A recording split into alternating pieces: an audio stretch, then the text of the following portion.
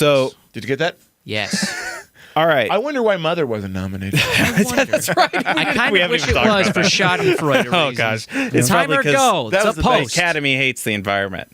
All right. Did I miss out on a lot? I'm sorry, guys. No, No, we you're good, you're vamped. good. We All vamped. right, we're doing Shape of Water. Shape of Water. Shape of Water. Ben, It's out of order. why don't you go first? I thought Shape of Water. I actually think It's that's shaped the best up to be a music. fine movie. Yeah, you should see the shape in my water. Very cylindrical. 30 seconds in. All right, go. Ugh. Wow. What is that? Is that from the Amazon? Colin, can you hear us? We got a live one here. Okay, just making Like, sure. unfortunately, I can hear you. The shape, All right, shape of Water was, best music. I think it was best music. I loved it. I thought it was really good. I was surprised that they would actually nominate it for best picture because usually that kind of movie doesn't get nominated for it. I really enjoyed it. It's kind of in its own section of its own in terms of kind of storytelling, but it does a really cool way of prejudice. Ben, 2018, Prejudice. Is that a reading world? No, but it is now. Strategery. yeah. I'm going to use that, by the way. Hope you don't mind. Can we cut that out? It does a really good job of showing bigotry. There you go. That's the word I Yeah. want. Rolls a strike. But in a very not so direct way. Anyways, someone else take it. All right, Colin, what are your thoughts? My script is running dry. It's very artistic, and that's one of the biggest things that I love about this. That it is on this list, and it is artsy, and so if it does win Best Picture, it means that the Academy is recognizing art again, just like they did with the Birdman. Still, if it had the Artist Hollywood and- thing to Birdman, this one was very artsy. It's not going to win. Had a lot It's of political symbolism. to win. There was had some politicalness in it. It had I don't know. some really cool symbolism, like the poster. The example that really stood out was the poster that her friend made. They were kind of like the misfit toys. Yep, And yep. and I love that. he had to make a poster of what the perfect family is. And what I loved is there's a scene where they're inside the agent's house in his perfect family, and the wife offers Jell-O, and it's exactly the poster that he made. Yeah. And also, I love his that. poster got rejected, too, which is funny.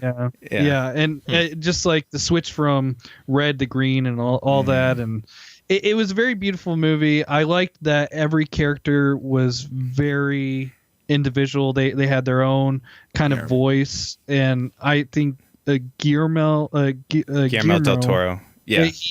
Phenomenal. And I'm loving that he's being recognized this year. He needed to be recognized. He's done so many amazing things. And Well, I can't wait till agree. Pacific Rim 2 gets nominated for Best Picture. It's gonna be amazing. I wanted to give a little thing was at my movie going, I could see this older lady in my view, and all the finger scenes, she made the best faces, and so watching her during every single finger scene was the best. Yeah. I loved it. Yeah, and when he I'm ripped it sure. off, she physically had to walk out of the theater. Like, Was not he really nominated? walk. I bet. It Was he more of a- nominated for Best Supporting Actor? I was about to ask you guys what you thought that Michael Shannon was not nominated. Bullshit. I'm surprised Well, by he that. should have been is Best Actor or Best Supporting Actor because he was amazing. He was can amazing. bring I that didn't up. realize I agree, that. though. Michael Shannon Oh, was my God. a force in this, and What? the fact that he's stuck in this 1950s brain, kind of too. It's just That's bullshit. it's really good.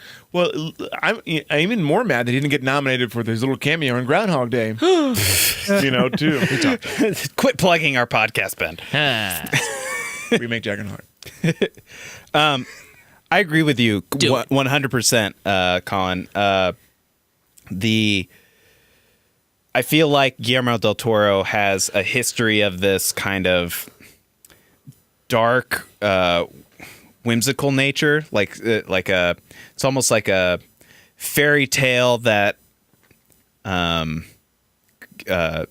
goes to hell almost, it's grounded in reality, but still has fantastical elements in it that lead you to an even more powerful conclusion than you would get in like a fairy tale ending. And so I'm really happy that this movie's getting nominated because not only is it, I don't know, this feels like a more accessible Guillermo del Toro movie than something like Pan's Labyrinth. Come on, that was like the entry level artsy type fantasy. But this is like, whoa, man! Like you got chops. Like you can take a huge budget, you can take a huge premise, and really land it. Aren't you all disappointed that he never got to direct The Hobbits? Just That went might have off been in his. I mean, Sure. elements of him are in it still. I mean, all the Goblin King stuff is him. Well, but like the thing about Guillermo del Toro too, and to your point about The Hobbit, is that he, leave it alone. even though he could take a big property, and in this case, it's still a big movie that he had his fingerprints on the whole thing. He's still not afraid to take risks. And while I feel like some of my two least favorite scenes, and really the only two scenes I wasn't a big fan of, or at least felt kind of jarring, and on a rewatch I may even think differently, was them in the bathroom with the water. I felt like that was kind of weird, and then also the random dance number from Sally Hawkins' character's point of view. Though. Like the fact though that those are in this movie are still positives for me. Like I think it's amazing that he did something like that. Yeah, and I kind of feel like it came from the narrator's point of view, of trying to make it more of a beautiful telling of the tale, because the narrator through it was like it came from his perspective. Yeah. But I agree with you. It is really jarring and stuff. Go ahead. So I would just say my biggest positive, in addition to the whole movie being, not only are the characters and the main plot that kind of drives everything about the monster and her falling in love, and then it becomes kind of a heist movie, but like it's kind of grounded in this outcasts and freaks kind of mentality of we're in the wrong time. I feel like there's just so many different angles to watch this movie on rewatches that you could latch onto. One being that it's kind of a love letter to monster movies and sci-fi. Like there's a good element to creating a good monster in this movie, which is Guillermo del Toro. It's a good love story. It's a freaks outcast movie about coming together with people like you to like feel connected. It's a movie set in the 1960s period piece where you've got civil rights stuff happening, Cold War stuff happening. Then it's about exploring the future. Like there's a whole bunch of lines and moments in this movie about like, this is the future and we got to be progressive and go towards that, and how it colors people's motivations, whether it's people embracing and trying to go towards that future, or people like Michael Shannon who want to like keep things the way they are and don't want any change at all. And then just all the different like I don't know, the idea that people are stuck in this time but are still trying to make the best of it. I don't know. There's just so many different angles that I loved. So the angle I like what you just said, called making a good monster movie, and has a very Beauty and the Beast feel to it, where the monster is really Michael Shannon's character.